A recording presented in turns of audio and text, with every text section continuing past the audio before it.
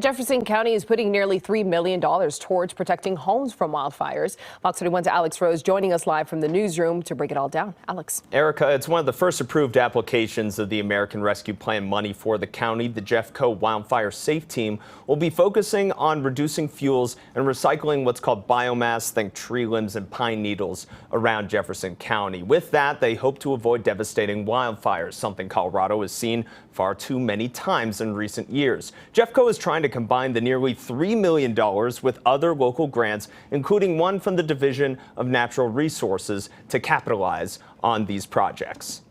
We take wildfire risk very seriously in Jefferson County, and we wanted to do everything we could to be thoughtful and strategic about where we best leverage ARPA dollars and how we use those dollars to then leverage additional state, federal, and other grants that can help us reduce wildfire risk in our community. So with this grant, the county is also creating 2 year-round recycling centers for tree limbs and pine needles. You can find out where you can drop these off and when on my story at KDVR.com. Alex Rose, Fox 31.